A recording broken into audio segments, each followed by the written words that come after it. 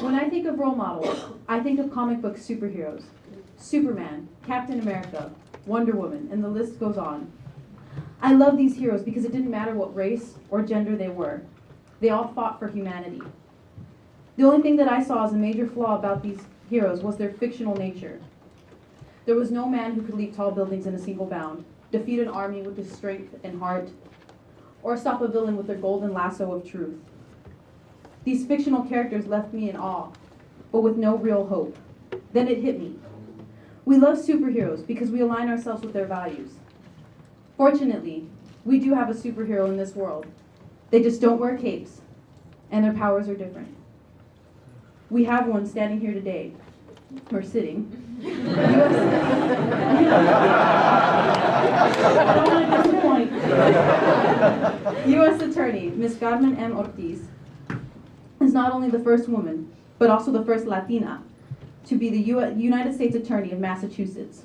To quote her biography, Ms. Ortiz supervises the prosecution of all federal government crimes and the litigation of all civil matters in which the federal government has interest. She also worked with people like Attorney General Eric Holder.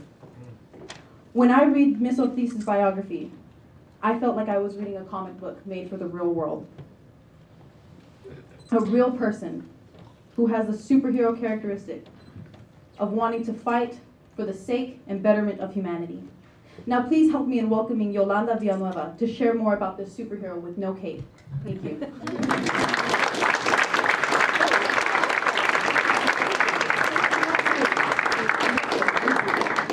Thank you, Tori. Sometimes I undermine myself. I think I'm not capable of doing what seems impossible. Many of you may feel the same way, but I'm glad to meet and learn from a woman who makes it evident that anyone is capable of greatness. To elaborate on her super capacity, imagine a Justice League full of 200 attorneys. Each of them have their individual superpowers and responsibilities. Now scatter them across 3 different cities: Boston, Worcester, and Springfield. Like Professor X from X-Men, Carmen Ortiz's mission is to oversee and enable them to fulfill their own mission. She'll speak more about the complexities of what that entails. On top of that, this week she made the front page of the Boston Globe. As a prosecutor, she's in charge of defeating a new villain, Whitey Bulger. This man killed 19 people. Allegedly. 19 people. He has avoided justice for 19 years. That's 19 years. Time is irreplaceable for superheroes. But Carmen Ortiz wants to be here and share her wisdom with you. So stand up and help me to welcome Carmen M. Ortiz.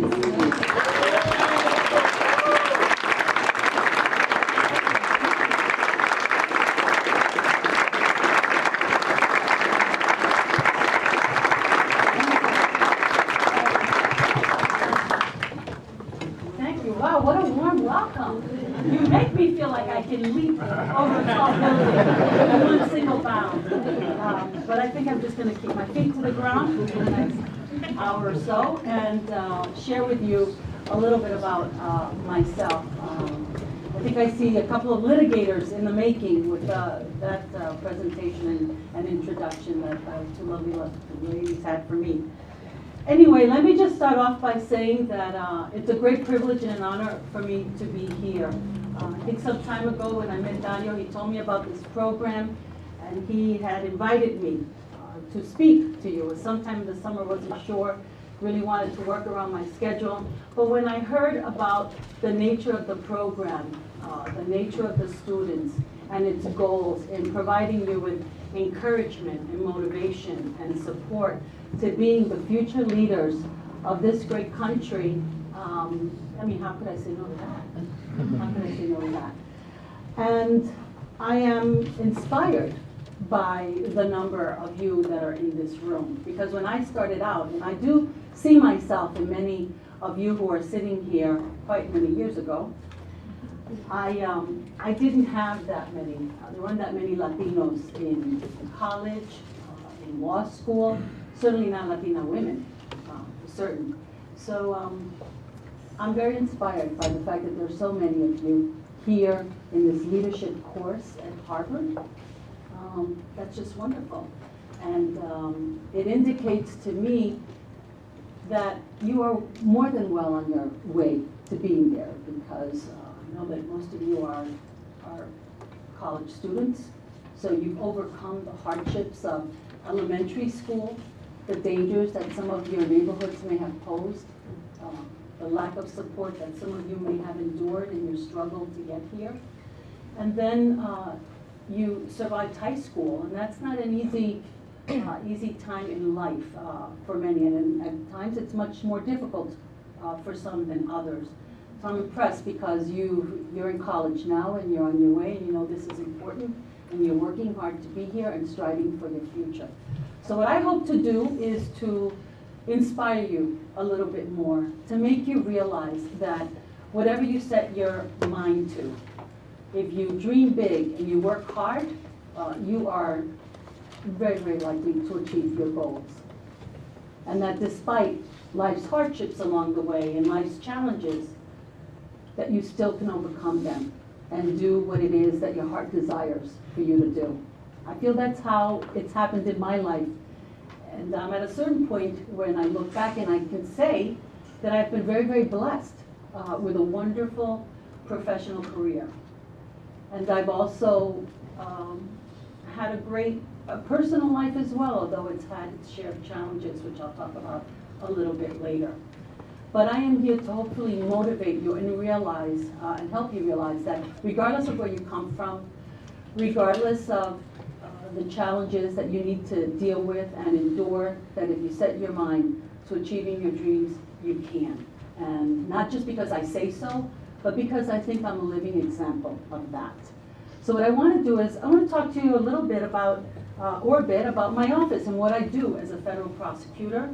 So I'm going to talk to you about the U.S. Attorney's Office, the kind of work that we do there, and I'm going to breeze through it some more because I think you may want to hear more about my own personal background, and then about these principles and what I think have helped me to get to where I am, or where I was so many years ago.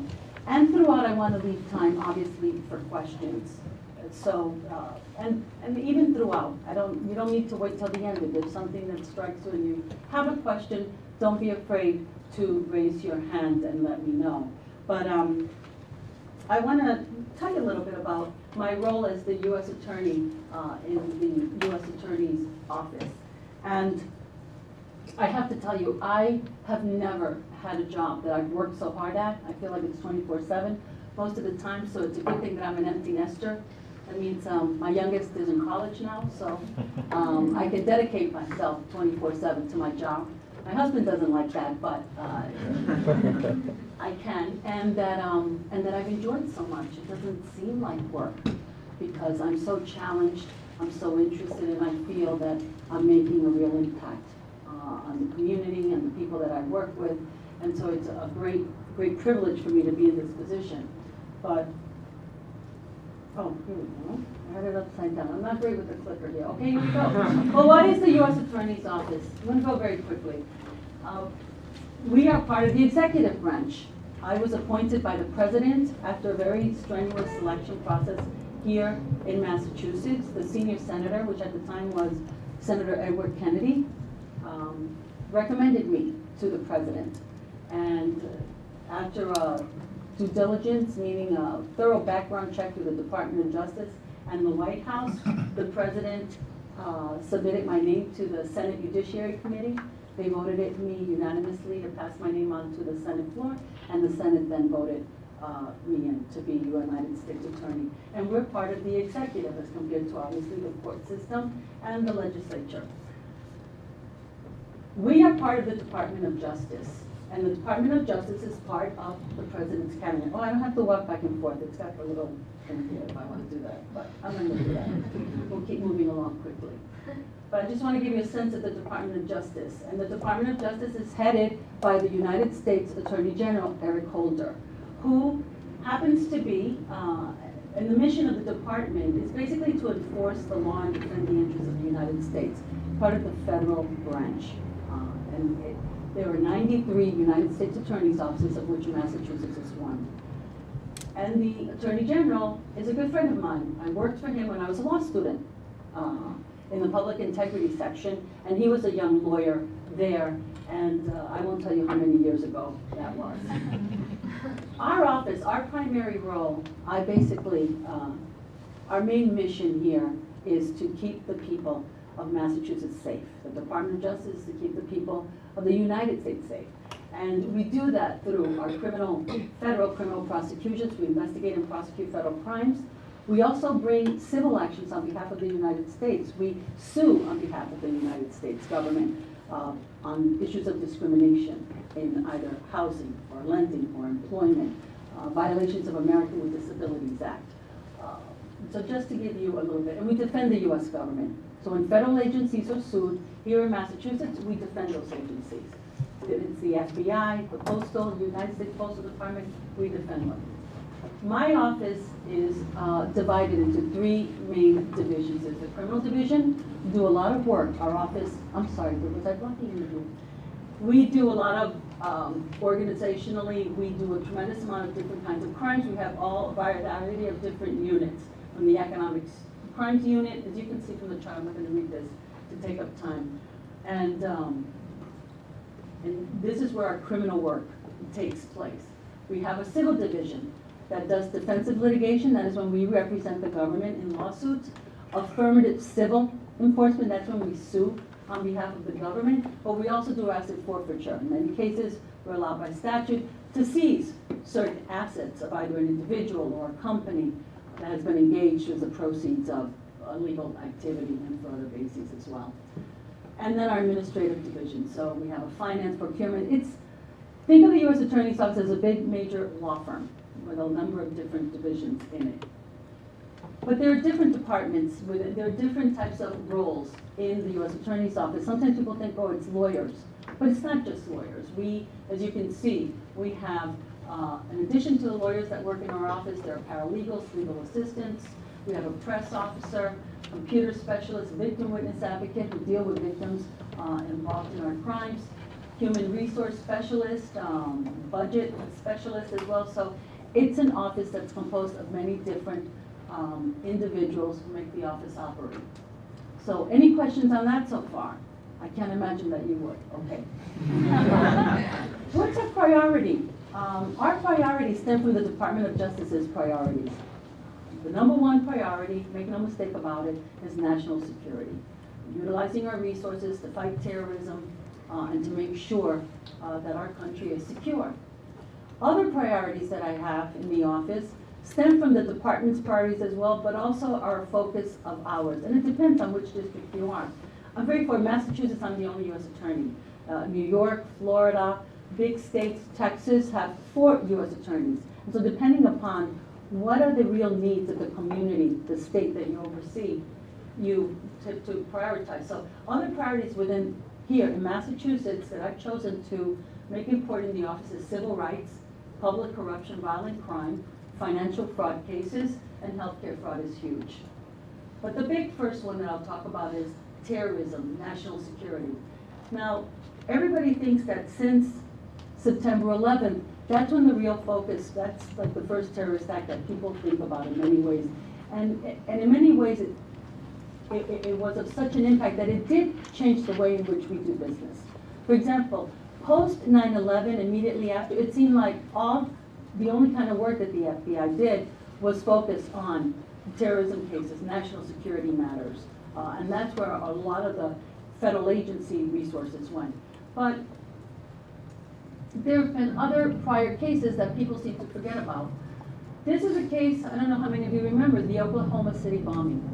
Okay, this was a domestic terrorism case. Sometimes people think of terrorism, they think of the Middle East. They think of, foreign countries. But, here, this was a terrorist act that occurred in 1995 in which Timothy McVeigh blew up a federal building because he hated the government, basically. He was tried, and it was one of the first federal executions that took place in Oklahoma, I think in over 38 years, and he was killed by lethal injection. He was caught because after he set up a truck with a bomb that exploded right outside the courthouse, he got into a vehicle and drove it away that didn't have license plates.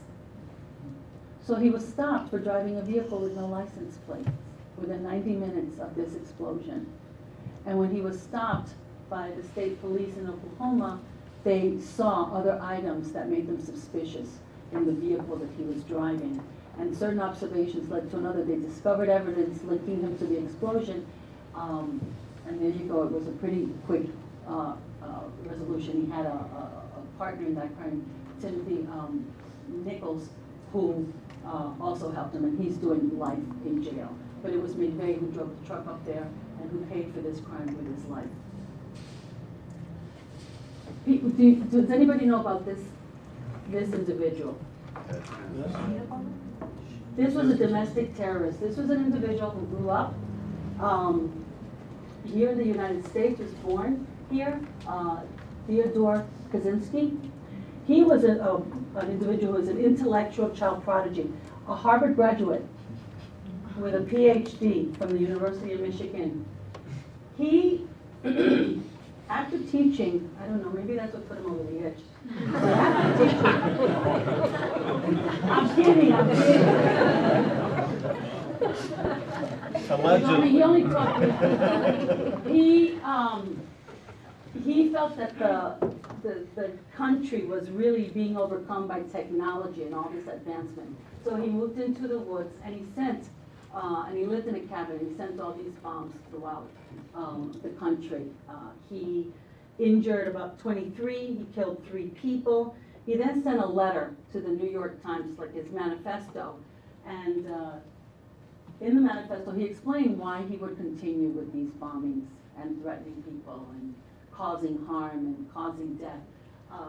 His brother recognized the handwriting on this manifesto, turned him in, and he was arrested, and he's doing life in jail now. This was a case my office handled many years ago, I think a year after the 9/11, and this was Richard Reed.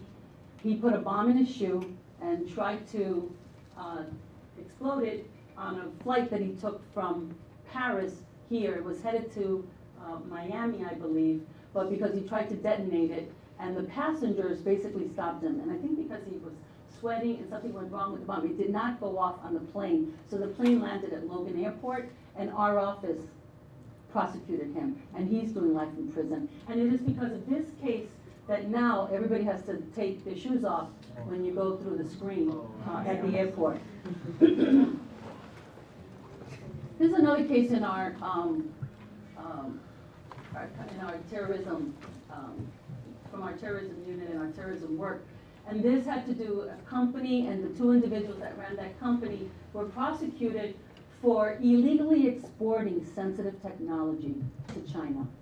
So we do a lot of counter proliferation work at the U.S. Attorney's Office. I'm doing real short synopsis because I want to get through this part of it. Anti-Terrorism Advisory Council. These are different mechanisms, Joint Terrorism Task Force, in which we collaborate with state, local, federal agencies, law enforcement agencies. We also work closely with universities, healthcare facilities, private industry, non-governmental organizations, all working together, all sharing information, because all of these different individuals, different entities, organizations, they're like our eyes and ears. You know, the FBI can't be everywhere, and the other federal law enforcement agencies can't be everywhere. So they're our eyes and ears out there, and so we work closely with them. We do a lot of community outreach to share information with the community in our fights to protect national security. Civil rights, I was the first to initiate the Civil Rights Enforcement Team. I created this group within my office that focuses on civil rights enforcement, and it's made up of U.S. attorneys from both our criminal and our civil division. We do both criminal and civil rights enforcement. Now this, I'm going to spend maybe 2 minutes on this part. Part of our civil rights work is also educating people and dealing with people's misconceptions. And we've dealt a lot, too, with we work closely. We have this organization called Bridges where we reach out and we work closely with the Muslim, Arab, and Sikh community in terms of listening to their concerns, discussing what the issues are. Sometimes people have certain perceptions of who a terrorist is and who is not a terrorist. Who do you think is not a terrorist in this diagram? Any volunteers? Yes, Mr. Patiño? Number 6. Number 6, why do you think number 6 is not a terrorist? Looks like an innocent guy. Huh? It looks like an An innocent young woman? Okay, I'm sure there's a terrorist in there. Number 6 is Rania Ibrahim, age 15. She was captured in Iraq in 2008 at a checkpoint wearing a suicide vest containing about 33 pounds of explosives. Wow. Who else? Yes, sir? I guess number 8, like in the last line. Number the 8? one on the Why center. is he not a terrorist? Why No, did- no, he's a terrorist. Oh, you think he is a terrorist? He is a terrorist. Do you know who that is? No. You don't know who that is? No. That's John Salvi. He killed 2 people outside. Oh. Yes. Who said that? Oh, yes, okay, so, anti-abortionists, yes. I have a question. Are they all terrorists? No, they're not all terrorists. Okay. One is not a terrorist. I know who it Who's is. the one? We'll do one more, because there's so much to cover, and I only have 1 hour. Number 5, because he looks really happy. Number 5 is not a terrorist, that's right, he's not a terrorist. He doesn't have a care in the world. But everyone else is a terrorist. Number 2 is one of the Columbine kids, yes. So number 4 is not a terrorist. Oh, yeah. Number 4 is, everyone in this chart is a terrorist, Oh, I'm sorry. except for number 5. I said, who is not a terrorist? Many times, number 5 is not a terrorist. Okay? So, but that gives you a sense of misconceptions that people have about others. And we work at the U.S. Attorney's Office, it's part of our outreach, try to educate people and to try to overcome these misconceptions that many times lead to discrimination and to certain types of activity that, you know, innocent people have to deal with merely by virtue of what their ethnicity is, what they look like, and I don't need to tell you more about that because I'm sure some of you have dealt with that misperception. In our civil rights enforcement, we prosecuted a case dealing with hate crime, the destruction of a church, the Macedonia Church of God in Christ, was burned to a crisp on the eve of President Obama's election. 3 young white men were very, very angry that this country had elected an African American to be its president. And so as a result, they burnt the church down. It was a kind of complicated investigation, but the officers, determined one person was guilty, and they cooperated and gave us evidence against others. And bottom line, all 3 of them were convicted. 2 pled guilty, 1 went to trial, was convicted, and they're doing significant federal sentences. We do human trafficking cases as part of our civil rights enforcement. This case I highlight here because these 2 individuals, one of them being Daryl Tavares and another co-conspirator, were prosecuted. They're serving 25 years for, basically they were violent, horrific pimps of these young girls that they tortured, that they intimidated, that they violated, just to keep them in the business to make money off their sexual, sales. And so we took that case, and both of them were convicted and sentenced to 25 years. We deal a lot with violent crime. We work with many communities on gang violence, and we prosecute other forms of violent crimes. We do gang sweeps and gun arrests. We try to target certain communities where there's a tremendous amount of violence, and we work with the local police departments. So we do that. Murder for hire, this was a case recently we just prosecuted. This man is serving almost 30 years for shooting at a woman. Shot at her 5 times, hit her twice, she almost died. Her ex-boyfriend hired him to kill her. And then this is a case that you may be seeing more recently in the media, the Whitey Bulger case. He is alleged to have run a huge criminal enterprise, be engaged in 19 murders, and he was a fugitive for 16 years with his girlfriend. She was recently prosecuted and sentenced to 8 years for helping him hide for those 16 years, and he is scheduled for trial in March. The reason everybody goes crazy about this case primarily is because Mr. Bulger is alleged to have been, while he was committing all these crimes, he's alleged to have been an FBI informant.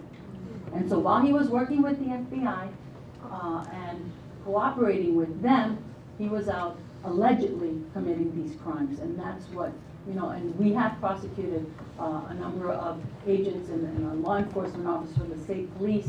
John Connolly is the most notorious of them all, who we prosecuted here, served 10 years for obstruction of justice, and is now doing 40 years in a Florida state prison for a murder that he was involved in, that he tipped Mr. Bulger off to, and the individual was murdered on that, and Connolly is now in jail. He's being former FBI agent. We do financial fraud cases. These are different kinds of cases that we do. I, before becoming the U.S. Attorney, was in my office for 12.5 years, and I worked in the economic crimes unit, where I did mortgage fraud cases, did embezzlement cases. This one was mine. This was a guy, Jeffrey Wendell, who was a treasurer at a company and stole $16 million. I think he stole $14 million. We used to buy yachts, a $1.9 million home on the Cape, a couple of homes in Florida, but that wasn't enough. He volunteered at his church to become the treasurer, and he stole close to $500,000 from his church. So this is another huge case that we prosecuted through our cyber crimes unit. This is referred to as the TJ Maxx case. This is Albert Gonzalez, drove around with co-conspirators, stealing information, credit card numbers from the software of retail establishments. Those are the different retail establishments that you can see here. TJ Maxx is one of the largest one. Millions and millions of dollars of damage. Used the credit card numbers to generate other credit cards that they sold here in Eastern Europe. He's doing 20 years in prison for his role in that. And healthcare fraud is one area that we do a tremendous amount of work in.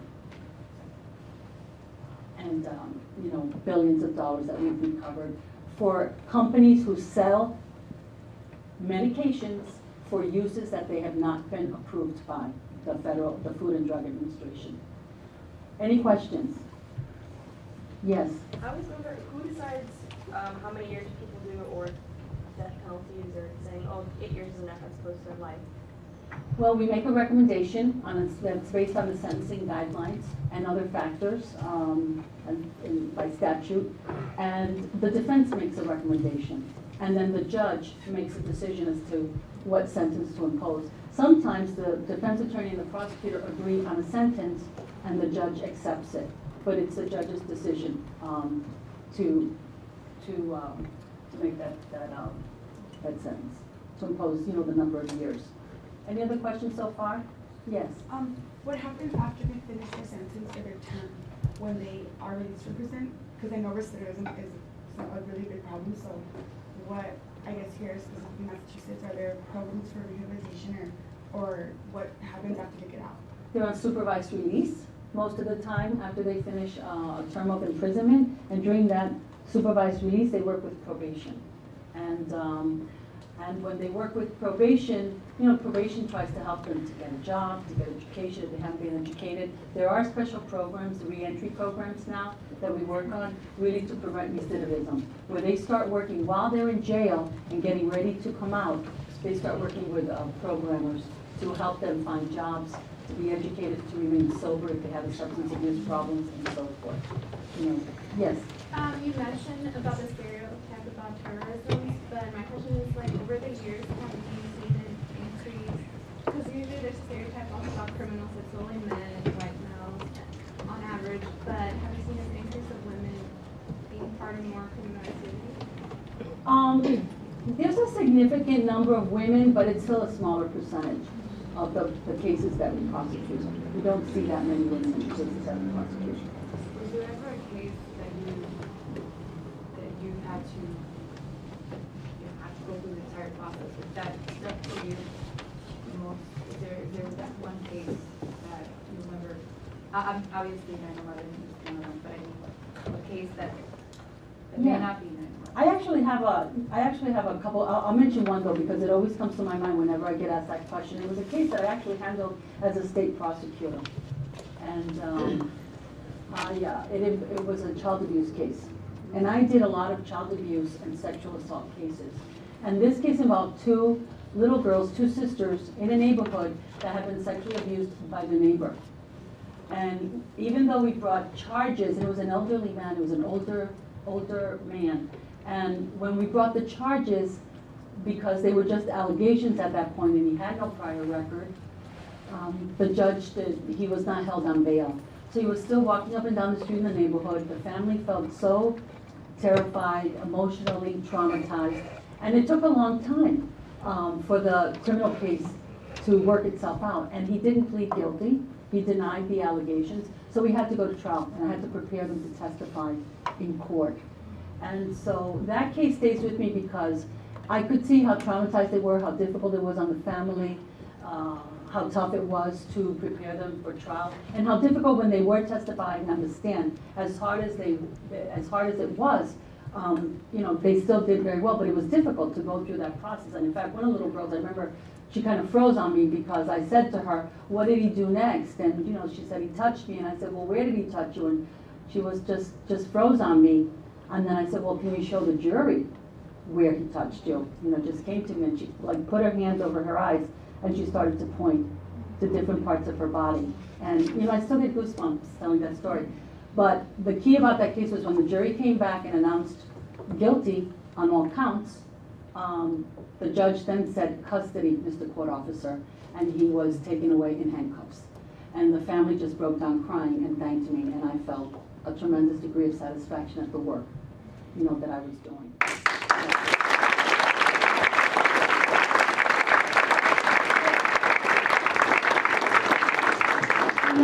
Enough with the legal stuff, and I'll stick around afterwards to have questions about the U.S. Attorney's Office or cases that I handle. But in this position, I oversee this tremendous office that does tremendous work. And I get involved in decisions in terms of charging cases, overseeing them. I get involved in supervising lawyers and making different decisions. I engage with the community, law enforcement agencies. You know, I have to be a leader. You know, how did I get here? What has best prepared me for this job? You know, I am the oldest daughter, the oldest of 5 children. My parents are from Puerto Rico.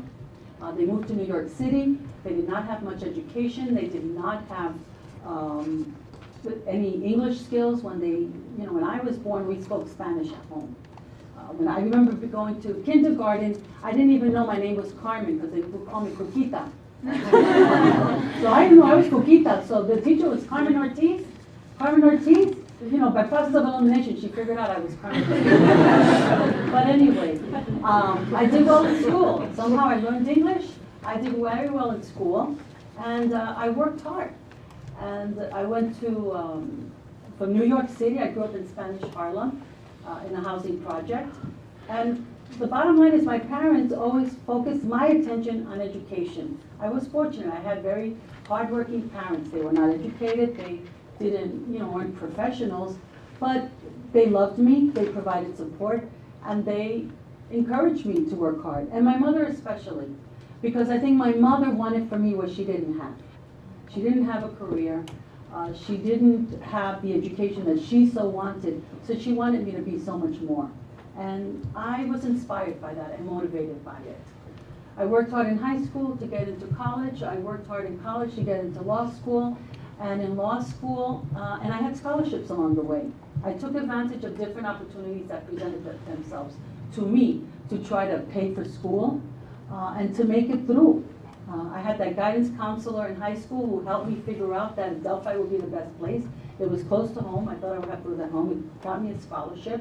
And then I had that professor in college that gave me guidance and saw that I had a lot of potential and that I could take advantage of opportunities and I could be someone important, someone special. And so it was that belief, that encouragement, you know, the mentoring that helped me. I didn't have now a lot of mentors. It wasn't like there were a lot of women or Latina women that were lawyers that I aspired after, but you know, I just figured it out for myself that I knew I wanted more for me. I wanted to be educated. I wanted to have a profession. I wanted to have it all. I wanted to be a woman that would have a career, would have a husband, would have kids, and definitely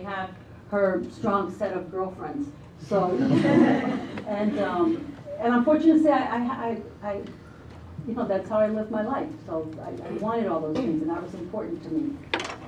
From law school, I worked really hard. I took advantage of clinical programs. If any of you go on to graduate school or law school, you know, take advantage of work type of programs in terms of they give you experience. Not just the academic part of it, but any kind of clerkships, internship, volunteer opportunities, courses that get you to do the work, the nature of the work, and give you practical experience, I think helped me to get into the Department of Justice Honors Program. And so that was my first job out of law school.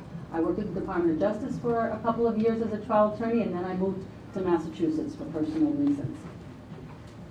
And then I was here in Massachusetts. I've been here since 1983. I've been a state prosecutor in the district attorney's office.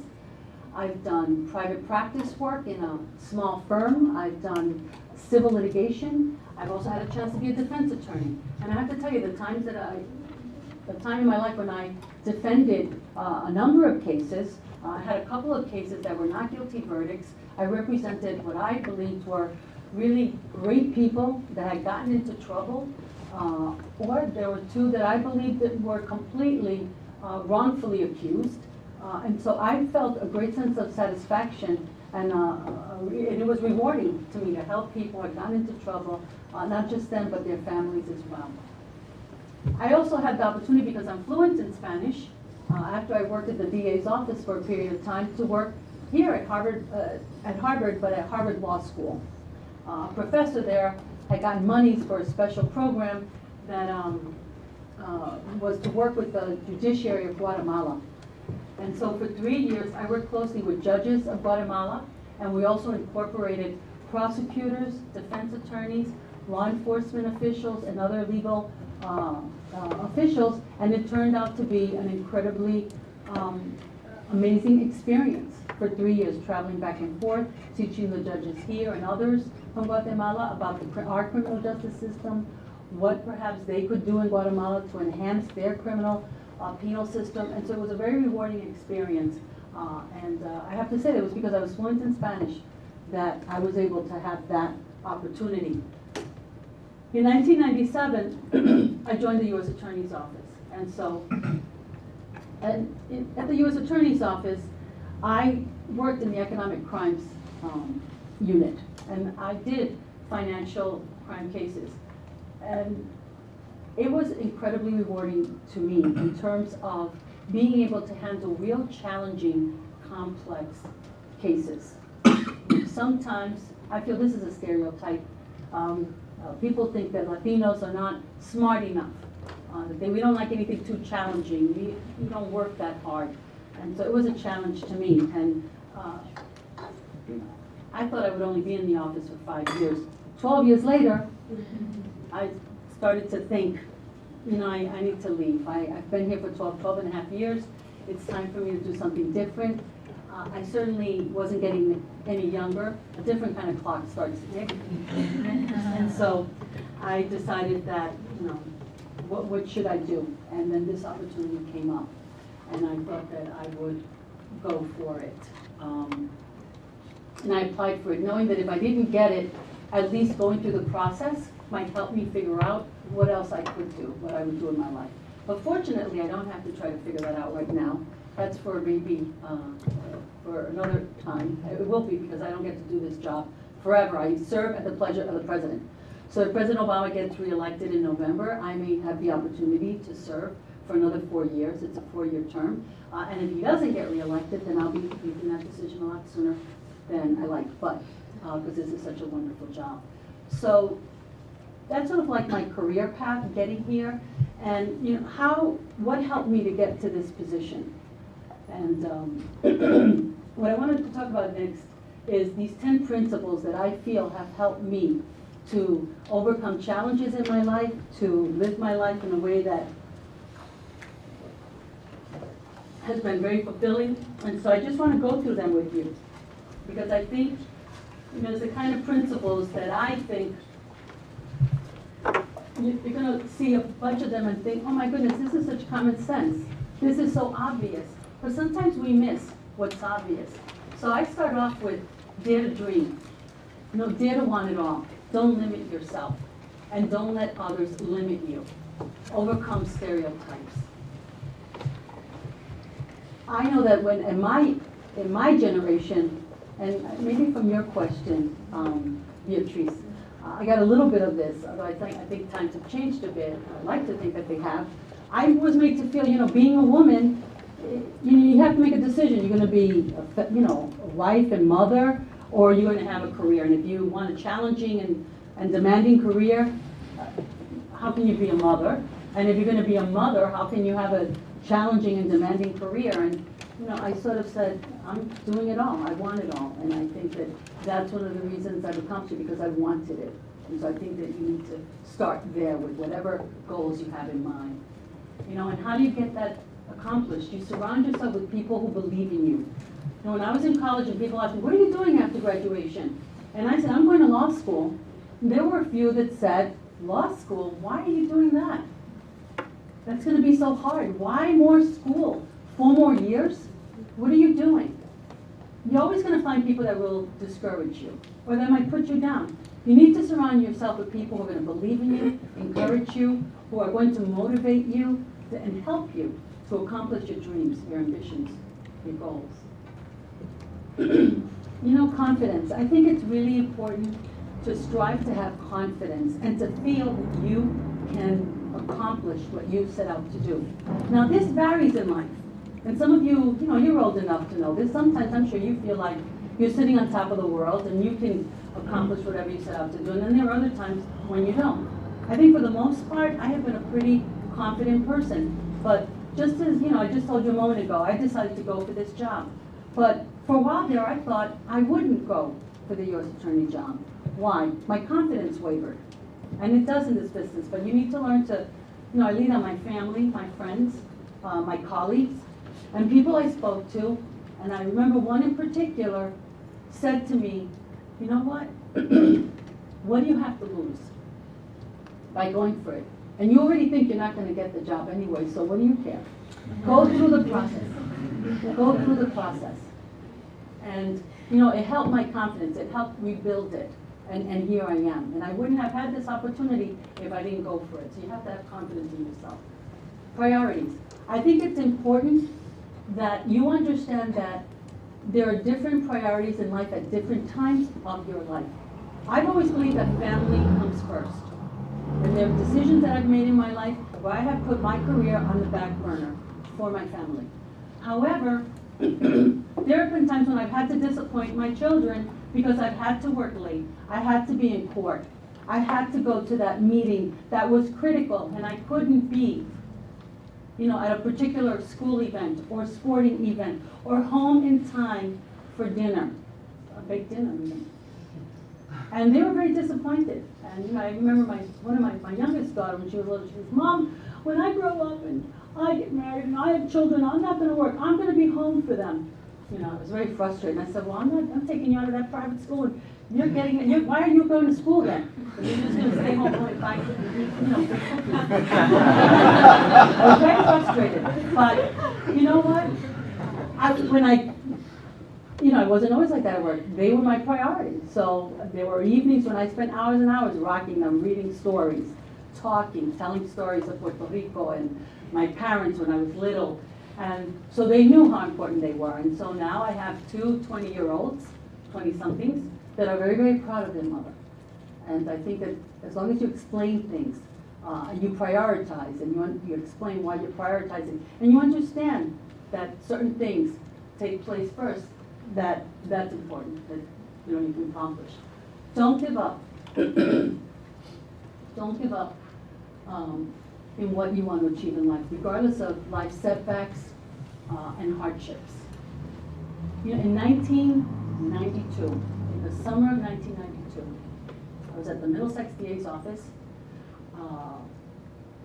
I had just had my second daughter. She wasn't a year old yet. And I was on top of the world. I was at the DA's office. I lived in a beautiful home. I have 2 little girls. My husband was a successful lawyer. I had arrived. I would look on my backyard and I would think, wow, not bad for a Puerto Rican girl from Spanish Harlem. I arrived. I was successful. And then I was sitting in my office and I got a call from a doctor telling me that they had discovered a mass in my husband. That's why all of a sudden lately he had been tired. And it turned out he had pancreatic cancer. In the span of a few weeks, my life turned upside down. And everything that I thought I had, all the security, the images of the two of us being in rocking chairs when we were 90, disappeared. So for the next 8 years, we battled cancer and we lived life to the fullest. But 12 years ago, he died, Michael died. And I was so traumatized by that experience. I did not want to walk into another courtroom. I didn't feel like getting out of bed, but you know what? I had 2 daughters, and I had to set an example for them. But overcoming that setback, which I felt was a setback, overcoming that hardship, which it was tough. But my family, my friends, my work colleagues really helped to get me back on track. And so I did get back on track. I did try cases again, and here I am. So, yeah.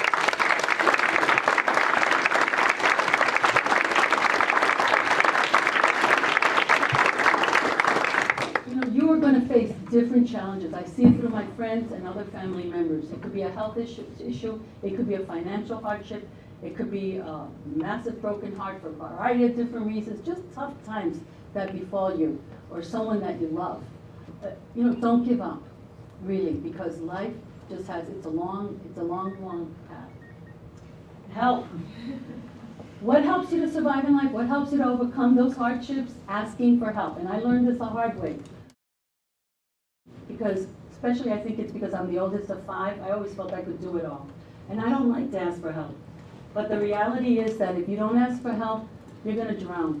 And you can't do it all, okay? You can't do it all if you don't ask for help. And I see asking for help as a sign of strength and not of weakness. Work hard. This is what's going to define you. Working hard. That's how you are going to be measured. By the impact you make, the impression you make in a class, in a school, in a job, in a particular position. Work hard. Make an impression. When you leave a particular position or a job, you want people to think, wow, what a great worker. They worked hard. They were a real team player. You want them missing you, waiting for you to come back, hoping that maybe someday you will come back. You don't want them celebrating and applauding and thank God they're gone. You don't want that. That's not the impression you want to make. Because when you work hard and you make an impression, the individuals you work with or you work for, they can be references for future opportunities. They can be recommendations for that job you want or position that you want. And most importantly, they can turn into great friendships. Build relationships. You're going to meet people during this leadership course.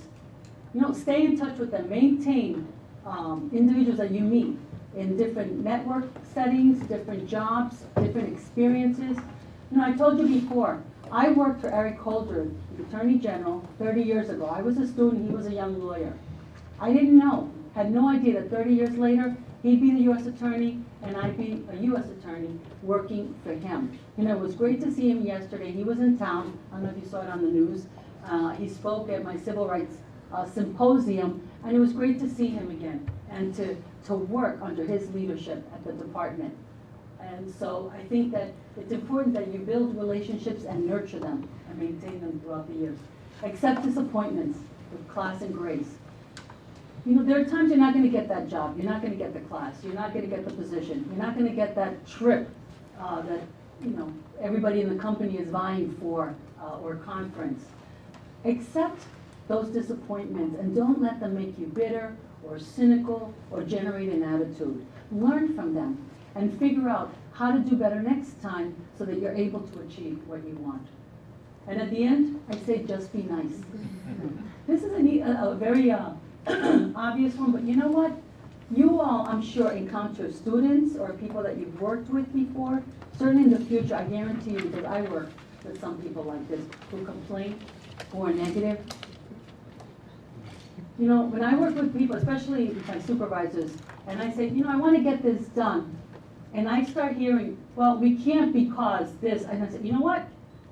I don't want to hear why we can't do it, how we tried it 3 years ago and it didn't work. I want you to put your thinking cap on and tell me how we can do it. Let's brainstorm and figure out how we can accomplish something. You know, be positive.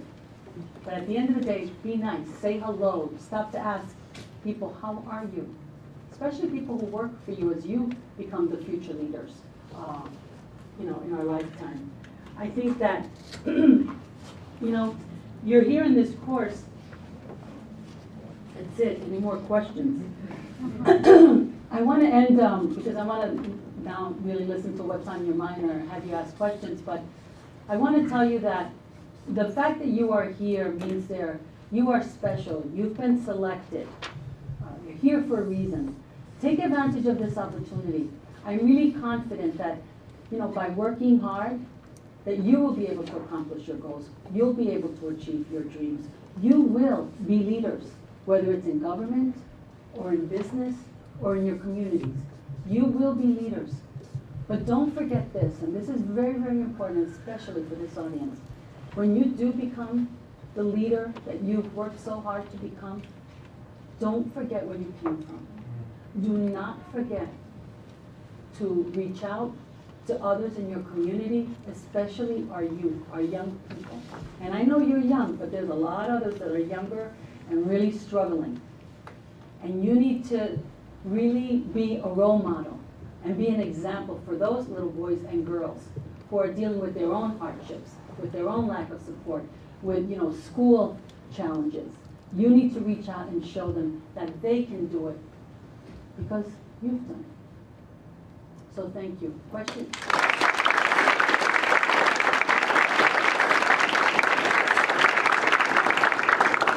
Hi, my name is Vito Casado, University of Massachusetts, Boston. I'm one of Henry's friends, by the way. Oh, okay, Henry.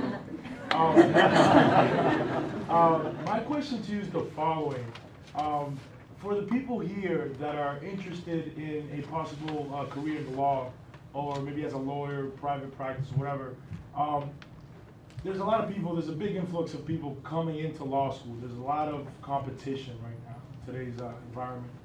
What would you say as words of encouragement for people when, let's say, what you really hear is more negative comments, like, you know, Ron, you could be like, oh, there's too many people in law school, you'll never make it, or, you know, why are you going to go into law when you can go into business or do something else?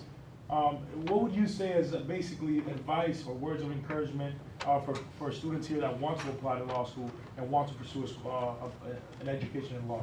Sure. You know, law school is competitive, and it's hard. It's not easy, especially the first year. It is really tough. But just because it's tough and it's competitive doesn't mean that if you set your mind to, excuse me, if you set your mind to doing it and to, you know, you apply yourself in law school, that you cannot succeed. So that would not dissuade you that, oh, I can't do it. If I get there, I'm going to flunk out. If you really want to accomplish it. I would ask more, why do I want to be a lawyer? What do I hope to accomplish by being a lawyer, and is this what I really, really want? And I say that because, not just because law school is hard and difficult, but also because it's expensive. So you know, you want to do a calculus, I think. I mean, I was fortunate. I got a scholarship. I aimed for a scholarship right out of college. I learned, I tried to find out who had programs, who had opportunities, and George Washington University had these scholarships. I applied for it. I wanted to be desperately in DC. And I had always wanted to be a lawyer. I wanted to perform in court. I wanted to do challenging work. I wanted to help people. Those are my reasons. But it wasn't even as expensive then as it is now. So you've got to look at what kind of debt do you have? What's your, you know, what's your situation out of college, and what opportunities are there to get into law school and to finance law school? And why do you want to be a lawyer? And you can answer those questions. If you're not sure, and what do you hope to accomplish as a lawyer? To be in law school for the sake of, I think, well, I'll figure it out, maybe. I would try to, and you can change, because sometimes you think, oh, I want to be a prosecutor, and you decide, well, no, I'm going to be a defense lawyer. Or I really want to be in court, and then you take that class that puts you in court, and you freak out, and you get a stomach ache, and you're sick, and you're like, I don't want to be in court. So it doesn't mean you can't do corporate work in an office and negotiate with clients. So there are different parts of the law, but I would really figure out why you want it and are you passionate about it, and then it makes it worthwhile. And talk to people who are in the legal profession and see. I have to tell you, I have had a wonderful, wonderful career in the law. And so, you know, but I have a number of friends who are miserable in the law, but they're stuck. You know, they're making the big salary, they live in the big house, they kids in private school, and so it kind of gets away from you. And always reassess in life, you know, as you go through life, reassess if this is what you want to be doing, if this is what's making you happy. Because I agree, I think it was the prior speaker, Professor Saxton, was it? Yes, you know, I heard him say, you know, be passionate, be passionate. People go, oh, you know, it's true, you want to be happy at what you're doing. And sometimes it changes in life, but I think that's the key motivator. Yes, sir. I'm Nestor. Nestor. Yeah, I'm Nestor from Loyola Marymount University. First off, I just want to say thank you for sharing the story, because people always say never give up, but you know how that goes. So I just want to say thank you. I know. You know, when I talk to young kids, I always say, don't listen to me because I'm just saying these things to say them. You know, it's because I've lived them. But. So I want to ask, well, first of all, do the people that were in, do they go, the people that you spoke about, is it like federal prisons or state prisons? The people that I spoke about, the people who get prosecuted by the U.S. Attorney's Office, if they get a term of imprisonment, they serve their time in a federal prison, as opposed to state. So I want to ask, what is the percentage of Latinos in federal prisons? That's a good question, and I'm embarrassed to say that I don't know the answer. I do know that there's a significant number of minorities, especially African Americans, in the prisons. And I would not be surprised if there was a significant number, especially with respect to drug offenses, that are Latino. Yes. Yes, you in the green. Oh, okay. Michelle. Yes. Hi, well, nice to meet you. Also, thank you for sharing your story. It's really inspirational, especially, like you said, as a Latina woman, to see you and to think that, you know, we can be as successful as you one day. So my question is, when a case comes to your office, what makes you decide if it's something that you want to pursue or not? Like, what evidence do you look for? Because I know myself, one of my biggest fears would probably be putting someone who's innocent behind bars, or not behind bars, or, you know, not having the other person be so, yeah. What do you look well, you know, especially when I was a line prosecutor, and now even as U.S. attorney, when on very high significant cases that I get involved in, I say, okay, what's the evidence that we're going to move forward on, and that needs my approval. I look to see, you know, the quality of the evidence in terms of witnesses, physical evidence, documents. You know, at the federal level, a lot of we have tremendous resources. A lot of our cases that are brought are pursuant to sting operations or undercover operations. So there's a lot of evidence that's on a videotape or a tape recording. So you have a picture, a videotape of a politician taking a bribe. You have bank account records that show, you know, that Mr. Wendell took millions of dollars, deposited them, fool that he was, in a Cape Cod account, and then spent the money. So you trace the money. So you really look for the concrete evidence that proves your case. And so I think that's at it.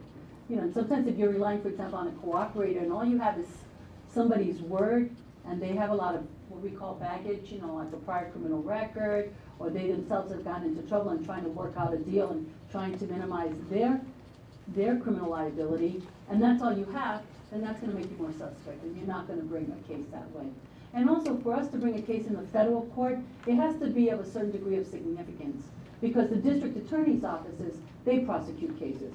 They do all the state cases and you know, at a certain level. And we also have the Attorney General's office of the state that also prosecutes criminal cases as well. So we're all, you know, it depends on the nature of the crime and the kind of case that it is to determine whether or not we're going to spend our resources and it makes sense for the federal government to pursue it. Yes, yes. my question is, have you ever had to defend anyone you knew was guilty of like a substantial crime? If so, how did you go about it? I actually have not had to defend anyone of substantial crime that I thought was guilty.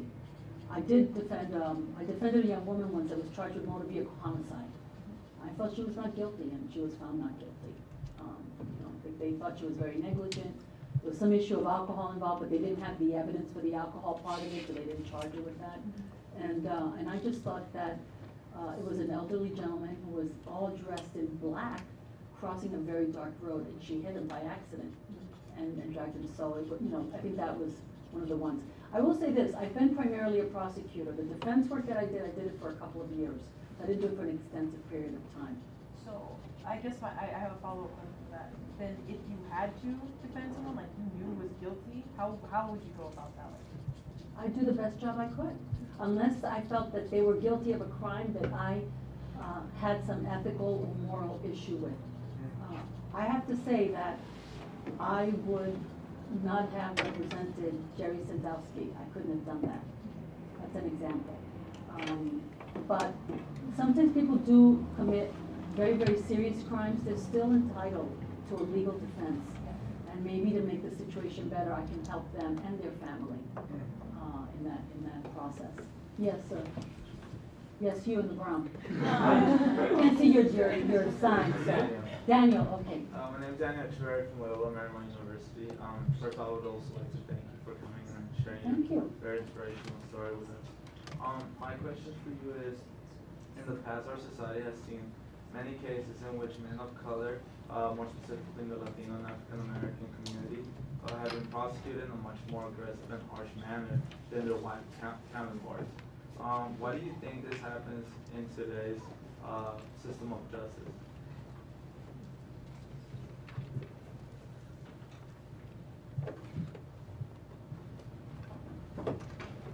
Well,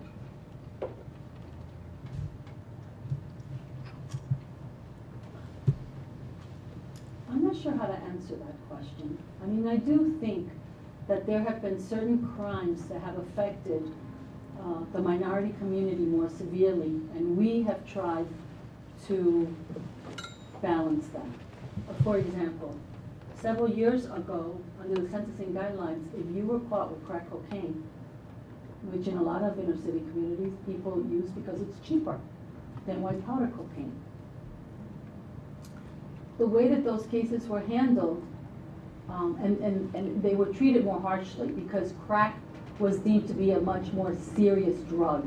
So if you were in possession of crack instead of cocaine, then you got a higher sentence. But as a result, it turned out, after studies were done, that it was more black, African American primarily, in those kinds of cases, that that as a result, then more minorities and more African Americans were spending a greater amount of time in jail. So as a result, we amended the sentencing guidelines so that it was lowered, so that now you don't have such harsh penalties. They're still harsh because if you get prosecuted by the federal government, it is harsh penalties. They're more, by nature, they're more serious crimes. We focus on individuals that do have records or have committed a very serious crime. So the punishments are serious, are more severe in that sense. Yeah, no, I'm really glad that you brought that up, because I know that the crack cocaine was primarily found in Latino and African American neighborhoods. And obviously cocaine is a much more expensive drug and was found more in Caucasian neighborhoods. But would you say that that doesn't tie into racism and racial profiling within those communities? No, I think that there is a degree of racism engaged in some of this process. I wouldn't deny that. Absolutely. Yes. My question is, oh, sorry, Yes, Josie. Oh, okay, sure. Okay, my name is Josie Caesar. I'm from the University of Houston. And my question is similar to Daniel's. I don't know if you've heard about Michelle Alexander's book, The New Jim Crow. Are you familiar with that? You know, I think I've heard, I think yesterday, wasn't there a speaker that mentioned, I was at an event and someone mentioned it, but I'm not familiar with the book and I haven't read it. Okay, well, so basically she presents an argument that the Department of Justice historically has kind of facilitated and tolerated this new Jim Crow order through the over-incarceration of minorities, and especially Latinos and African Americans, and particularly males. So my question to you is like, And particularly what? Males. Males, okay. And so my question to you is like, what's your reaction to that? Because they are disenfranchised, and because of racial profiling, they're more likely to become like to get in jail or prison. And then once they're out of it, they don't have the right to vote. They have hard problems getting jobs, or hard time getting jobs. And so it's almost like that is that segregation with that community. So like, what's your reaction to that? And like, how do you think it could be improved? Well, I think it can be improved by first, the department, and I know that the department is doing this because I'm a member of the Attorney General's Advisory Committee, and we chair different subcommittees. I actually do more of the white collar because that's where a lot of my experience is. But my colleague oversees the Criminal Practice Committee, and they're looking at sentencings and the history in sentencings to see what we can do, and that's how that came up in terms of the crack cocaine and filing amendments to do that, as well as, I can't speak to other administrations, but I will speak to this administration. I think that the department has made a real effort to put more emphasis on prevention and intervention of crimes, and also not believing that all you did, and I think this might have been the philosophy at other times, that we as prosecutors or in the government, all you have to do is lock someone away and throw away the key.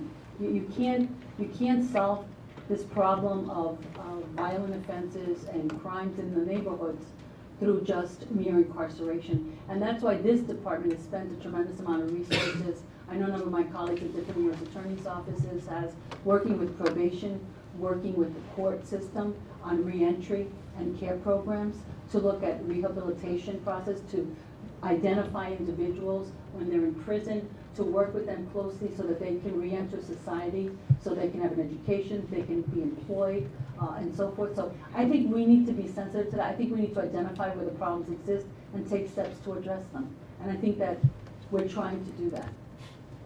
Yes? Hi, thank you. I want to say, my name is Igor Montano from Johnson College of Criminal Justice. My question is that as an aspiring academic, usually we find ourselves at odds with certain departments in the government, not because there isn't collaboration, but sometimes because we feel that there's not as much space for dialogue between the department and many researchers and academic institutions, which I think sometimes produce such conclusions and kind of attack the department, and sometimes unfairly. So how would you say that would be a good way for many people in the academic world, and I'm not saying that they don't work together now, but to like further continue this, kind of collaborative work and collaborative spirit to kind of get to better ways, for example, like violence reduction? Well, I think academics and researchers really need to make more of an effort to understand things from the government's perspective and what we're trying to achieve. For example, there was a panel once and a judge in our court felt that we as the federal government were bringing too many gun cases and that gun cases belonged in state court. Why are we locking up individuals for 5 or 10 years that were in possession of a gun, and that these were victimless crimes? Victimless crimes. I don't see them as victimless crimes. When I meet with people who lost their 13-year-old son because he was shooting hoops in a neighborhood in Dorchester and just happened to be in the wrong place at the wrong time, and 2 gang members decided to shoot it out or target a drive-by and killed him, and now they've lost. To me, that's not a victimless crime, because a lot of times, even though you have many prosecutions of individuals in inner cities, which from the one hand, some people think, well, we're targeting these individuals, and there could be some degree of racial profiling in that sense. The reality also is that the communities that are suffering are communities of color. It's the Latino family or the black family that's afraid to send their kid walking to school or send them to the grocery store to get a gallon of milk because they could encounter violence, and the next thing you know, you get a call that your child is dead. And so I think more has to be understood of what's on the other side of it as well. And I think that's important because there has to be a practical application to it. That's my little tidbit there. Yes. Your words, I'm the Latina that wants to have it all, definitely resonated with me, as well as all of like the 20-something Latinas entering like, the workforce, right? Ending or beginning our lives, ending or finishing our undergrad. How did you begin that balance that you have of having it all from your 20s and beyond to where you are now? I think that you need to, remember when I said surround yourself with people who support you? I think you learn to pick who you're going to be with, really, and people are going to support that. For example, I always say this, you can't pick the family that you're born into, for better or for worse. It is what it is. You know, when I was growing up, my father, I lived with a very strict father. No surprise. And, you know, to me, it was a typical Puerto Rican dad, very strict. I was the daughter. The rules were very different from my brothers, though. You know, I wasn't allowed to go out with boys. I wasn't allowed to go on dates. And he told me once, the only man I want to meet is the man you're going to marry. I said, well, how am I going to find somebody to marry if I can't go out with anybody? It's kind of tough, right? So, you know, I knew that I wanted it all. So when I socialized with people that embraced that and supported it. My first husband, who passed away 12 years ago, was incredibly supportive of my career. So if you're going to partner up with someone, I think that you want someone that's going to support your goals. I had friends whose husbands wanted them to stay home. I'm not saying that's a bad thing. It wouldn't have worked for me, but wanted them to stay at home, wanted them to raise the children, did not want any other kind of a lifestyle. And so if you have very different ambitions and goals for yourself, for me that would be very serious. I think that you need to pick and choose who's going to be supportive of you.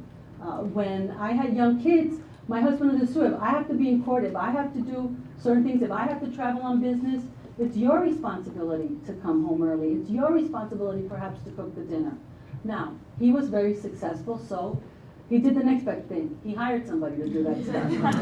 Sometimes you can't always do that. I remarried last summer, and the individual that I'm married to now, so I have a happy ending on that part-time. But we've been together 10 years. I met him 2 years after my husband passed away. When I was thinking about going for this position, and it was going to be, he knew if I got it, it was going to be very time-consuming, very demanding. I wasn't going to be around a lot. There was all this. It was going to change my life in some ways, in many ways. But he supported me. He encouraged me. And when my confidence wavered, he said, "You're the most talented. You have all this great experience. You have a tremendous personal story. You've got what it takes." I mean, he pushed me forward. So, and I'm not just saying it in partnership. My girlfriends did the same thing. When my husband died, it was my girlfriends who really supported and helped me tremendously, along with my family. So I think you surround yourself with people who help you to balance it.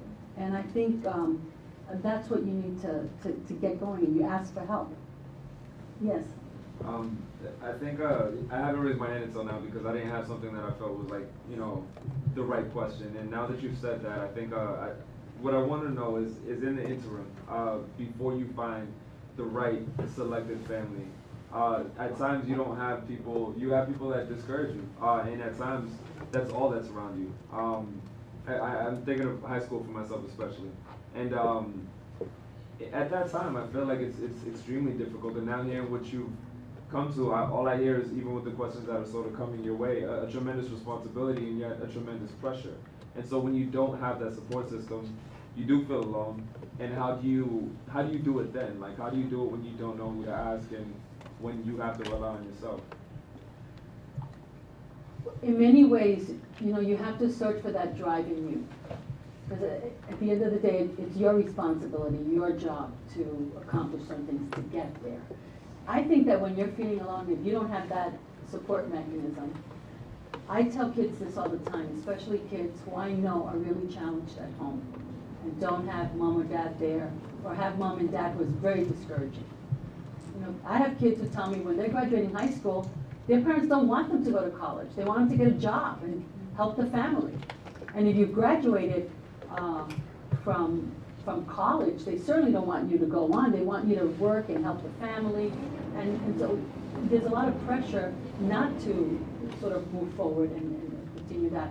I think you need to reach out beyond that small world. You know, reach out to professors, teachers. I tell them, reach out to neighbors, reach out to a relative, reach out to people in your church if you go to church or you're a part of organized religion. Try to find that support elsewhere. And there are a lot of people, not just only individuals, but organizations in your neighborhood, in your community, that want to help you. A lot of times, you know, I deal with a number of organizations that want to help kids, that want to inspire. I just gave a talk at this graduation this weekend called, it was a graduation from the Chica program. And this is an organization that was set up to mentor, empower, and encourage young Latino girls. And there were 6 graduates. It's the first year. It's in its infancy still, so it's their first year. And so here's this organization trying to help girls, and some girls had dropped out, some girls had stayed in, and so they're trying to provide some support. So I think that you need to sort of be a little bit of a visionary and really reach out and not be afraid to ask help. And when you see young people in similar circumstances, I think you need to give them that guidance and give them that advice. And if you see someone who's really limited, try to encourage them, play that role in their life, or try to find others that are willing to play that role. I appreciate what you're saying, and I have one more brief question. I know a lot of people want to ask things, but as a Latino male, or even a minority in some cases, but being a male sometimes, how do you counter, or what are your thoughts about possibly not being seen as though you need that help? Sort of when you enter a room, you're seen as like you're supposed to be a certain way, you're supposed to have a certain, especially in our culture a lot of the times, as a Latino male, you're supposed to be something. Or supposed to be strong and not ask for help, when I don't agree that that's right, but I still think it's what people see when they look. I think people do see that, but in many ways that's another stereotype that you need to fight against and that you need to overcome. And by doing that, you educate them as well. Dario, am I running late? Is this okay? Take one or two more questions. Oh, okay. No, you can tell me when to stop. Go ahead. You. Yes. Well, thank you for your presentation. It was really inspiring. It wanted to make me, well, I was wanting to cry, but it was kind of that point where you talked about the 2 sisters, and I had an experience where I was in 4th grade and I was going to psychologist just for like a few weeks because I was having nightmares about, it was random, Casper. I was scared of Casper, the friendly ghost. So my mom thought that was really weird, and she took me to a psychologist, and when I was there, I know that's funny, but yeah. I was playing with this, you know, they had like toys there in the office, and it was the one where you had the things you move around the room. It was another little girl, and I remember that we started talking, like, oh, why are you here? And she asked me, and I told her, and she thought it was funny, whatever. And then I asked her, but her answer wasn't funny. She had told me that her dad made her do things to him, and that he would, you know, touch her and stuff. And I remember I shared that with my group as I got closer to him because I got more comfortable, because it was something that is it made me very comfortable, and made me feel sick, but like angry. So, I'm sorry.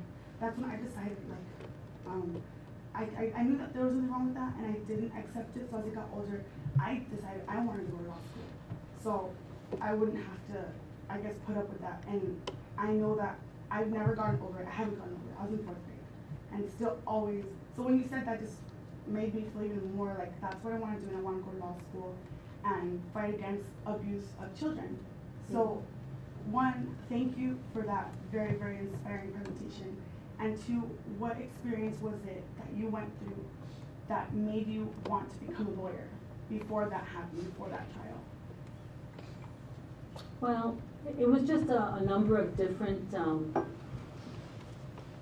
factors, I felt.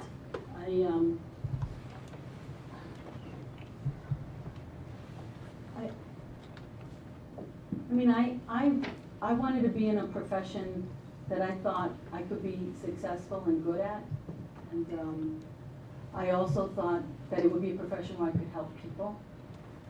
I eventually wanted to be a prosecutor because I felt as a prosecutor, I could help victims of crimes navigate through the criminal justice system and try to make them whole and address something that terrible that happened to them. But I also thought that I would be in a position to make sure that defendants' rights were observed, that the evidence I had was properly obtained, and that there wouldn't be abuse in that process, that innocent people wouldn't be charged because I cared more about winning rather than doing the right thing.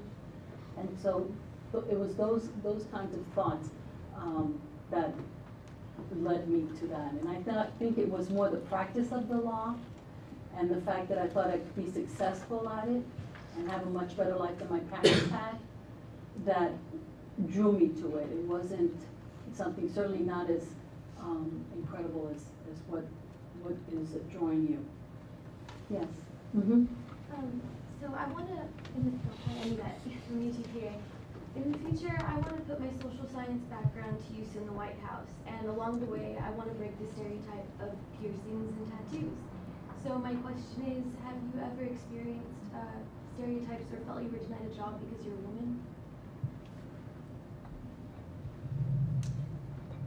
I never felt that I was denied a job because I was a woman or a Latina. I will say this about being a Latina, especially as more and more, government, corporate America, private industry, healthcare facilities want to diversify. In many ways, it can be a huge plus for you. You work hard, you have good grades, you graduate from school, you have a certain presentation, you're ambitious. I think in many ways that works for you. I thought, and I think you need to use it as an asset rather than a negative in terms of being a woman or being Hispanic. And I think that it's important not to lose sight of that and to use it in a positive way rather than viewing it as a negative way. I hate to say the tattoo thing might be a problem, but that could be it. Questions? Yes. Hi, I'm Kanika. I'm from the City University of New York at the College of Staten Island. And my question relates back to, I think, what Sarah asked before about saying that you can have it all. Recently there was an op-ed written by Anne-Marie Can you talk a little bit louder, huh? Sorry. That's all right. There was an op-ed written by Anne-Marie Slaughter saying that women can't have it all, and it's caused a lot of debate. And one thing that she mentioned was that how society, how women are perceived in society, and I mean, it seems like that you disagree with that viewpoint that. Yeah, why does she say we can't have it all? She says that, I think she says like she struggles with the balance between her family and her job and being a professional and a mother. And one thing she tries to address is the fact that she doesn't think that society is supporting women in that way, so that a lot more women can achieve all that they want to. So my question is, what do you think as a society we can do to promote that for women and make it so that not everyone believes that women cannot do it? Well, I think that you have to start from the premise that, I disagree with that obviously because I feel I've had it all. Now, the fact that I say you can have it all, having it all isn't easy all the time. It really isn't easy because there are times when you have to struggle with that balance. You feel guilty because you do miss the school program or the ballet practice or the soccer game, or you feel that someone else is getting a particular case or moving up in the office, or they're able to be a supervisor or do greater things at work because they don't have to leave a little bit early to go deal with the kids at home. So there's certain sacrifices you make at both ends at different times. I think society can help, and I think society is helping in some ways because, for example, opposed to when I, started out in this business, I do think men, for example, are much more greater supporters in family now. I mean, I see a number of my colleagues men leaving early so they can go and, you know, pick up after school, or late in the morning dropping in, or a child gets sick, they've got to go home, you know, they're doing this, they're doing that. And so I think there's more support from, you know, in partnerships to a great extent. And I also think that women need to support women. I see that in terms of the organizations that, you know, I find myself speaking in front of, in terms of inspiring one another, coming up and brainstorming with ideas as to how to balance it all. And I think that's the community that you have to surround yourself with. The bottom line is that it's never perfect at the end of the day. You know, I'm a career person, and there have been times when I have felt guilty, and I think, well, am I shortchanging my family because I'm busy doing, you know, doing this trial or doing this assignment, and yet I've had friends, especially now that we're all in our 50s, who have dedicated their complete lives to family and home and feel tremendous regret, and especially if things start to fall apart at this point in your life for you. And so I think that's something else. It's never perfect.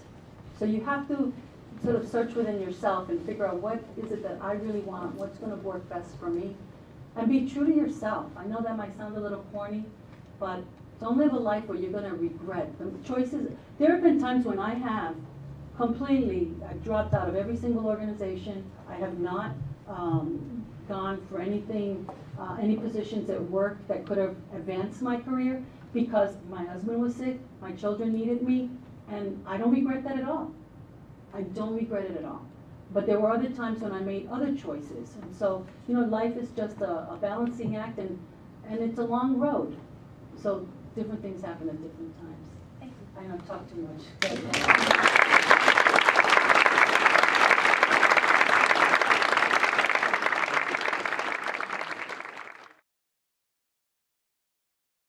And even throughout, you don't need to wait till the end. If there's something that strikes you and you have a question, don't be afraid to raise your hand and let me know.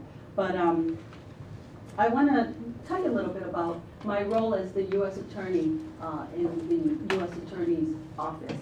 And I have to tell you, I have never had a job that I've worked so hard at. I feel like it's 24/7 most of the time, so it's a good thing that I'm an empty nester. That means my youngest is in college now, so I can dedicate myself 24/7 to my job. My husband doesn't like that, but I can, and that I've enjoyed so much. It doesn't seem like work because I'm so challenged, I'm so interested, and I feel that I'm making a real impact on the community and the people that I work with, and so it's a great privilege for me to be in this position. But oh, here we go. I had it upside down. I'm not great with the clicker here. Okay, here we go. Well, what is the U.S. Attorney's Office? I'm going to go very quickly. We are part of the executive branch.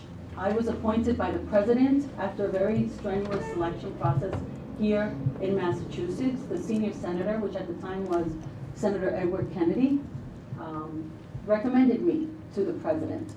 And after due diligence, meaning a thorough background check through the Department of Justice and the White House, the president submitted my name to the Senate Judiciary Committee. They voted it me unanimously to pass my name on to the Senate floor, and the Senate then voted me in to be United States Attorney. And we're part of the executive as compared to obviously the court system and the legislature. We are part of the Department of Justice. And the Department of Justice is part of the President's Cabinet. Well, I don't have to walk back and forth. It's got the little thing here if I want to do that, but I'm not going to do that. We'll keep moving along quickly. But I just want to give you a sense of the Department of Justice. And the Department of Justice is headed by the United States Attorney General, Eric Holder, who happens to be, and the mission of the department is basically to enforce the law and defend the interests of the United States, part of the federal branch. There are 93 United States Attorney's offices, of which Massachusetts is one. And the Attorney General is a good friend of mine. I worked for him when I was a law student in the public integrity section, and he was a young lawyer there. And I'm here in this leadership course at Harvard. That's just wonderful. And it indicates to me that you are more than well on your way to being there, because I know that most of you are college students, so you've overcome the hardships of elementary school, the dangers that some of your neighborhoods may have posed, the lack of support that some of you may have endured in your struggle to get here. And then you survived high school, and that's not an easy time in life for many, and at times it's much more difficult for some than others. So I'm impressed because you're in college now and you're on your way, and you know this is important, and you're working hard to be here and striving for your future.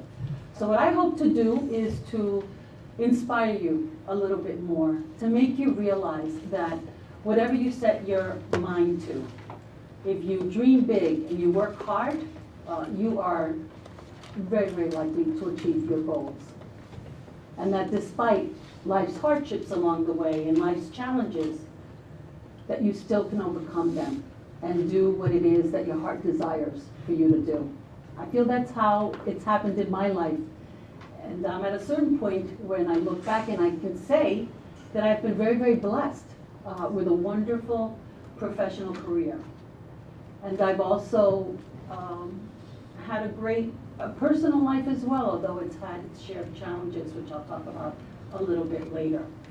But I am here to hopefully motivate you and realize, and help you realize that regardless of where you come from, regardless of the challenges that you need to deal with and endure, that if you set your mind to achieving your dreams, you can. And not just because I say so, but because I think I'm a living example of that. So what I want to do is, I want to talk to you a little bit about, about my office and what I do as a federal prosecutor. So I'm going to talk to you about the U.S. Attorney's Office, the kind of work that we do there, and I'm going to breeze through it some more because I think you may want to hear more about my own personal background, and then about these principles and what I think have helped me to get to where I am, or where I was so many years ago. And throughout, I want to leave time, obviously, for questions. So, and Carmen Ortiz's mission is to oversee and enable them to fulfill their own mission.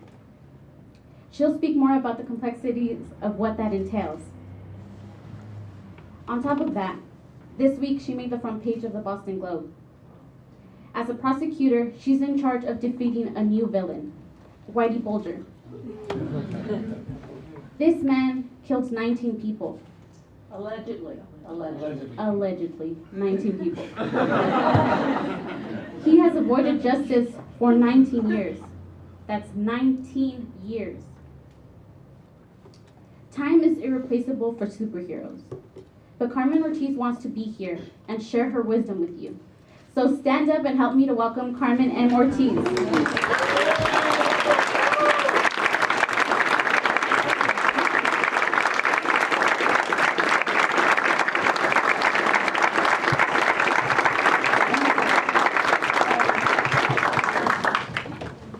Thank you. Wow, what a warm welcome. You make me feel like I can leap over a tall building in one single bound. But I think I'm just going to keep my feet to the ground for the next hour or so and share with you a little bit about myself. I think I see a couple of litigators in the making with that presentation and introduction that two lovely ladies had for me. Anyway, let me just start off by saying that it's a great privilege and an honor for me to be here. I think some time ago when I met Dario, he told me about this program, and he had invited me to speak to you. It was sometime in the summer, wasn't sure, really wanted to work around my schedule. But when I heard about the nature of the program, the nature of the students, and its goals in providing you with encouragement and motivation and support to being the future leaders of this great country, I mean, how could I say no to that? How could I say no to that? And I am inspired by the number of you that are in this room. Because when I started out, and I do see myself in many of you who are sitting here quite many years ago, I didn't have that many, there weren't that many Latinos in college, in law school. certainly not Latina women, for certain. So I'm very inspired by the fact that there's so many, and I won't tell you how many years ago that was. Our office, our primary role, our main mission here is to keep the people of Massachusetts safe. The Department of Justice is to keep the people of the United States safe. And we do that through our federal criminal prosecutions. We investigate and prosecute federal crimes.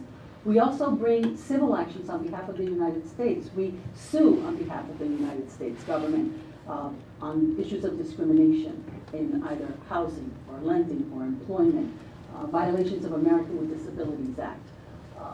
So just to give you a little bit, and we defend the U.S. government. So when federal agencies are sued, here in Massachusetts, we defend those agencies.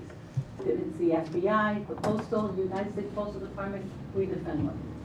My office is divided into three main divisions. There's the criminal division. We do a lot of work. Our office, I'm sorry, was I blocking you? We do a lot of, organizationally, we do a tremendous amount of different kinds of crimes. We have a variety of different units. From the economic crimes unit, as you can see from the chart, I'm not going to read this to take up time. And this is where our criminal work takes place. We have a civil division that does defensive litigation. That is when we represent the government in lawsuits. Affirmative civil enforcement, that's when we sue on behalf of the government. But we also do asset forfeiture. In many cases, we're allowed by statute to seize certain assets of either an individual or a company that has been engaged as the proceeds of illegal activity and for other bases as well. And then our administrative division. So we have a finance, procurement.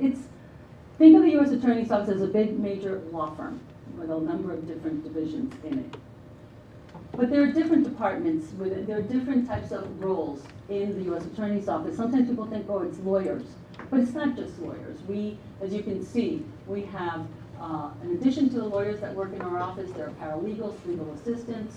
We have a press officer, computer specialist, victim witness advocate who deal with victims involved in our crimes, human resource specialist, budget specialist as well. So it's an office that's composed of many different individuals who make the office operate.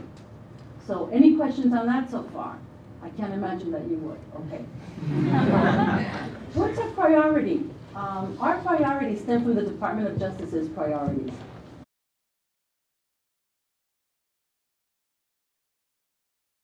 When I think of role models, I think of comic book superheroes.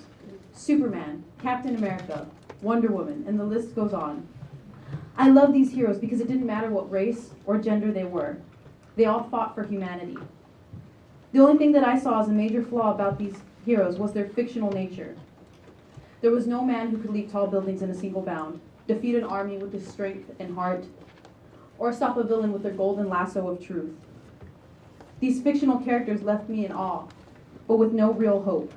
Then it hit me. We love superheroes because we align ourselves with their values. Fortunately, we do have a superhero in this world. They just don't wear capes, and their powers are different. We have one standing here today, or sitting. I don't want to disappoint. U.S. Attorney Ms. Carmen M. Ortiz is not only the first woman, but also the first Latina to be the United States Attorney of Massachusetts. To quote her biography, Ms. Ortiz supervises the prosecution of all federal government crimes and the litigation of all civil matters in which the federal government has interest. She also worked with people like Attorney General Eric Holder. When I read Ms. Ortiz's biography, I felt like I was reading a comic book made for the real world. A real person who has the superhero characteristic of wanting to fight for the sake and betterment of humanity. Now please help me in welcoming Yolanda Villanueva to share more about this superhero with no cape. Thank you.